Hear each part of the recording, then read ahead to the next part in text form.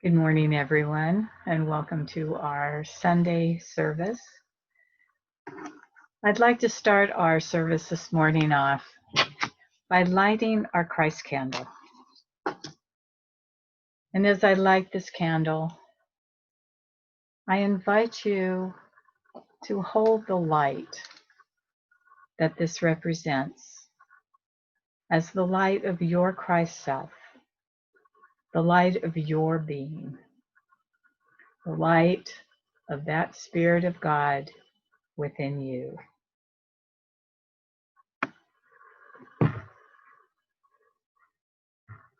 So as we begin our service today, I'd like to just reinform us of Unity's 5 principles. There is only one presence and one power, active in the universe and in my life, God the good, omnipotent. Our essence is of God, and therefore we are inherently good. This God essence is fully expressed in the Christ within us. Thoughts held in mind produce after their kind. Through prayer and meditation, we align our heart-mind with God. And finally, knowing and understanding truth is not enough. We must also live the truth as we know it.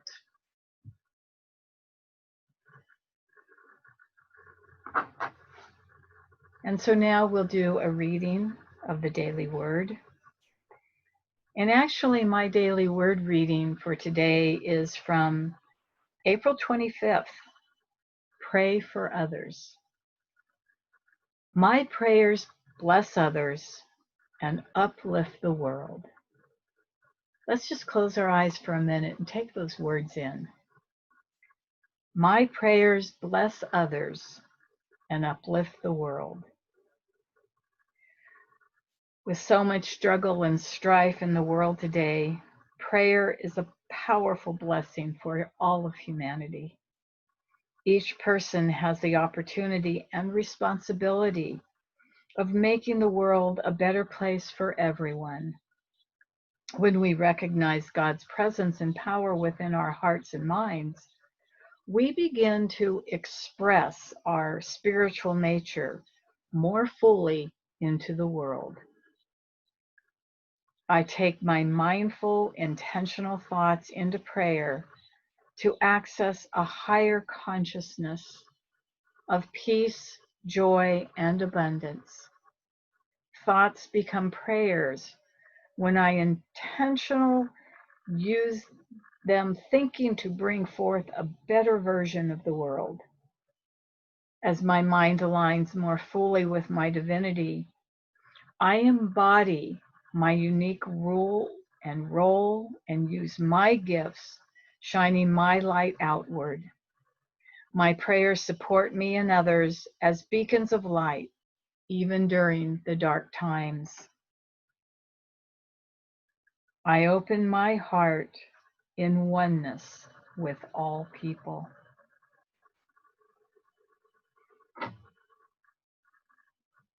So welcome again to our service today.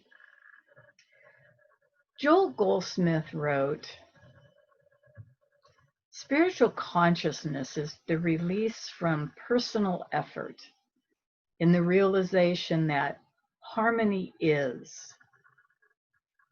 As we recognize through our quiet times, the Christ that resides in us is constant and right here, right now, we gain this spiritual consciousness. What we call the Christ is the activity of the truth of God in each person's individual consciousness. It's not sitting down and making affirmations of truth over and over. It's sitting in inner stillness and receiving the truth into our own being. As we achieve that inner stillness and inner quietness, we become more and more accepting of having truth reveal itself to us within us. This revealing of truth to us, this activity of truth in our consciousness, is the Christ, the very presence of God within us. Goldsmith wrote that truth received and continuously entertained in our consciousness is the law of harmony in every aspect of our daily lives. This is what governs, guides, directs, and supports every activity of our daily existence. Wherever inside of us we may have a belief in illness or lack, this truth of God that we hold inside of us becomes that which heals and prospers us in our own individual world. Goldsmith wrote that we must experience the Christ as permanent and continuous, and that we need to live in the constant conscious awareness of that truth, of God as active within each of us, each one of us individually. We need to always maintain an attitude of receptivity, a listening ear, that we will experience an inner awareness of this truth. This is the activity of truth in consciousness, or as Goldsmith writes, the Christ attained. We're now realizing that whatever good comes to us is the direct result of our own understanding of the nature of our own being. Our understanding of spiritual life unfolds in proportion to our receptivity to the truth of God, not praying to God, but letting God unfold and reveal itself to us in us. This is the higher concept of prayer. It's attained as we take a few minutes now and then during the day and the evening to meditate, to commune, to listen to God, to the Christ within us. It's in this state of quietness that we become receptive to open the way for us to feel or become aware of the very presence of God. This feeling or awareness is the activity of God, of truth, in our consciousness. It is the Christ, the reality of us. There's a plane of existence higher than that of our bodies and mind. It's the realm of soul, the kingdom of God. It's in this place where we find the reality of our being, our divine nature. Soul is the deepest recess of our being. It's in this realm of soul that we find complete tranquility, absolute peace, harmony, and dominion in our own lives. This is where we find the joy of being. We are in the world, but not of it, because we no longer see the world as it appears to be to our five senses, but having awakened our higher spiritual sense, we see it as it truly is, as we see through the appearances to the reality of what's truly real. Our task is the realization of the Christ of our own consciousness. If we begin to doubt that we can do that, all we have to do is look at the many spiritual seers and prophets that come before us and acknowledge all of their contributions to our lives. We need to fill our hearts with gratitude for the degree of the Christ that was physically manifested by so many men and women of the past and of today. Without them as the way showers, we wouldn't even think it would be possible to attain that realization of the Christ in our own consciousness. Today, we know that we, each and every one of us, are able to achieve that Christ consciousness because of each and every one of these people that came before us and did it. First, though, we have to understand the word consciousness, because we can only prove what we are conscious of. And where do we stand in consciousness? Are we still looking at all the happenings going on around us in the world today and identifying with that as the truth of who we are? Or have we begun to set aside our material human sense of ourselves with all its hatreds, jealousies, and acknowledge ourselves to be the Christ, the fulfillment, the presence of God? Someday we will give up the effort to hold on to our fears and our judgments and all of that, and just allow ourselves to be the eternal giver of God in action. Out of our own personal Christhood, the truth of our being, the multitudes in this world can be supplied. Where there is hatred from our being the Christ on this earth, love can come forth. Love, compassion, understanding, abundance, and more are the fruits of our knowing and understanding our own personal Christhood that we can give out to the world. Truth is simple. There are no deep metaphysical or mysterious aspects to truth. It's either truth or not truth. There can't be deep truth and shallow truth, nor can there be degrees of truth. Truth to be truth must be absolute truth. We can't look to a power outside of or apart from ourselves. We, each and every one of us, individualize infinite power in proportion to our consciousness of truth. The life which is God is our life. There is but one life, and this is the life of all being, of every individual. We individualize this eternal life, and there is no less God in one person than another. Our consciousness of this truth is the healing power within us. We are all one in God. There's but one consciousness, and that is God. We individualize this omnipotent, omniscient consciousness, and for this reason, we do not pray to or contact some far-off being, but we realize the omnipresence of divine consciousness as our consciousness and let go of whatever appears to be a problem. The awareness of this truth establishes us in the consciousness of the presence of life, truth, of God. The understanding of the oneness of consciousness as our consciousness of life with a capital L is our life, and that is what is truth eternal. We need to realize that as the individualization of God consciousness, we embody this within our own consciousness, our body, our business, and our home. We can prove our dominion over our income, health, and all of our affairs only as we know these to be ideas of the consciousness which we are. Our home, our employment, our body are all ideas within us and are subject to our understanding. And the conscious understanding of this truth gives us dominion over all of this.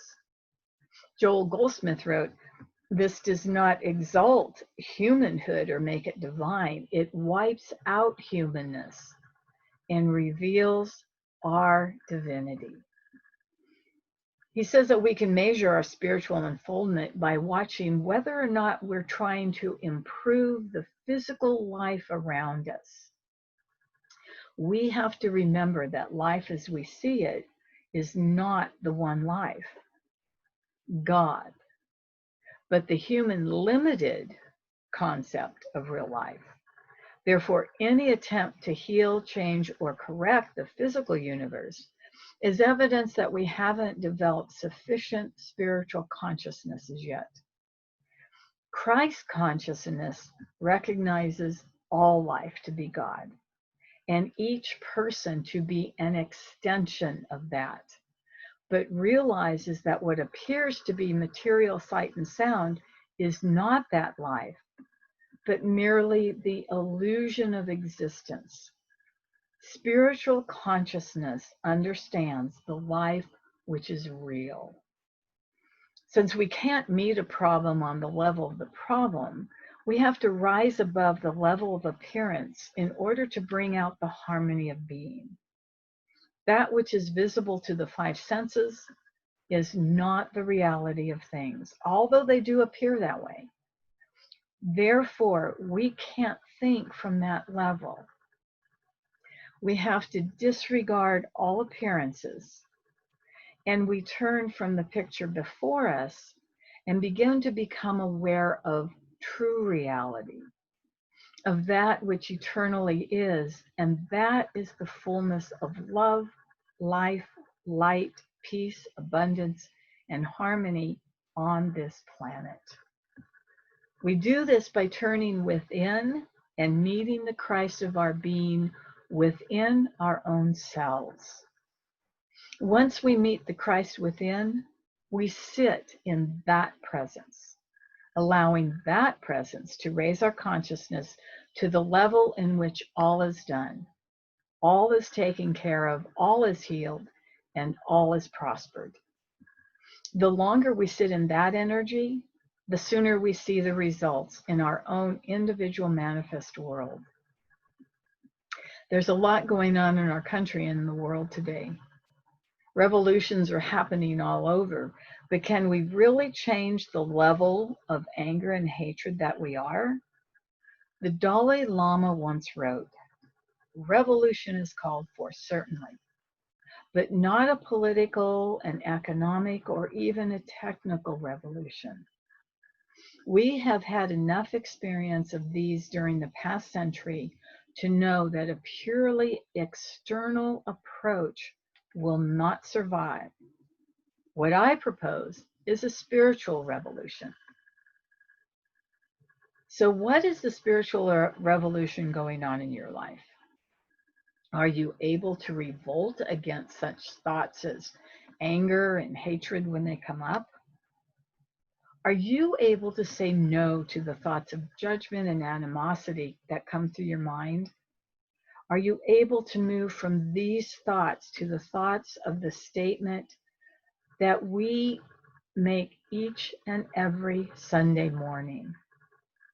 There is only one presence and one power active in the universe and in my life, God the good, omnipotent. This is the spiritual revolution. In the face of everything going on around us, to know that there is only one presence and one power. To know that the laws of the universe are working in your life each and every minute of every day. This knowing is the spiritual revolution. Charles Fillmore once wrote, "You are primarily a spiritual being, the expression of God's perfection, the receptacle of His love. And when you think and act in the consciousness of perfection and love, you cannot help being open to the influx of God's love and to the fulfillment of His divine purpose. This is the exact and undeviating law that inheres in the principle that God is. God is all. God is everything.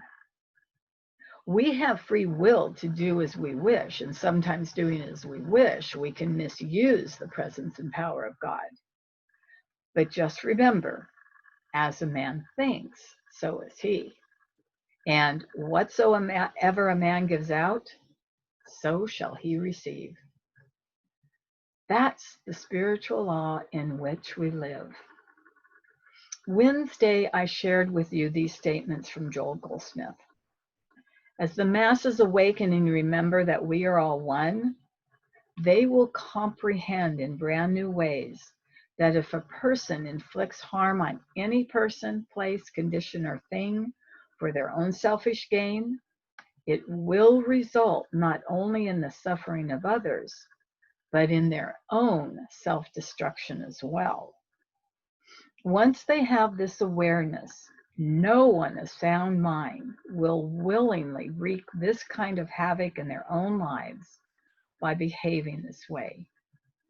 As the reality that we are one awakens in each person's heart, They will also realize that every thought they express in the consciousness of divine love, oneness, or reverence of all life will bless every person, place, and condition or thing on earth and will greatly enhance the love and harmony in their own life as well. So, are you ready to join the Dalai Lama in the spiritual revolution? Are you ready to truly give up all the thoughts of anger, fear, lack, limitation of all kinds? Are you ready to fully embrace the divinity that you truly are and be the full light onto this planet? Well, personally, I certainly hope so, since this is what I've been speaking about for over 2 months on the daily messages that I've been doing. So I hope that you're doing that, at least to some degree. But once again, I invite you to choose to be one of the ones that's helping to raise the vibration of this planet into the full vibration of love and light.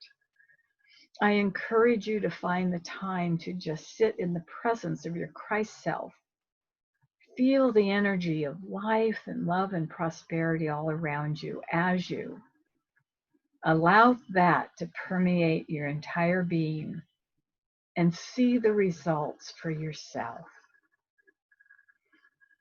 So let's take this into a time of meditation.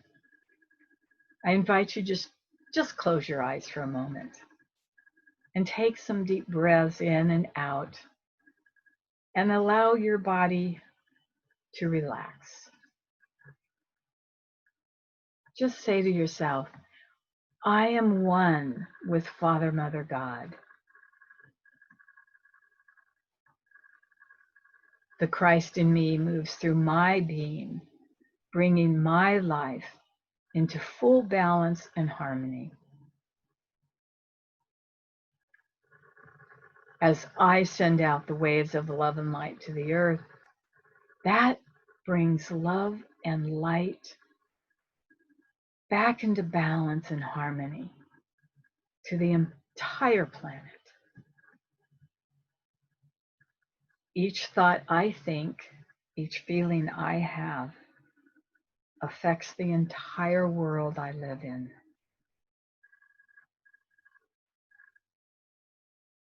I now choose to be one who raises the vibration of this planet to the vibration of love and light. I now choose to be a light bearer for this planet.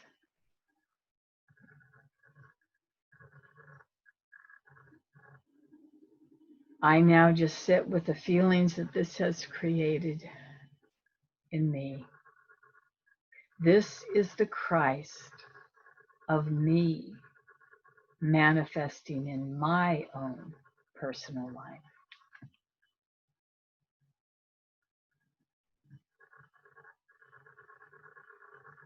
So if you do this each and every day, your life will change. So just take a deep breath, open your eyes, and be back to here and now. Thank you for being with us. And at this time, we take our tithes and our gifts and our love offerings, and we just hold them over our hearts.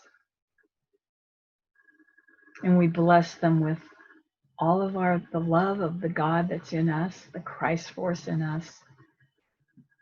And we pour that Christ force into our love offerings. Thank you so much for joining us. May you be a part of the spiritual revolution on this world that chooses to bring love and light into our planet.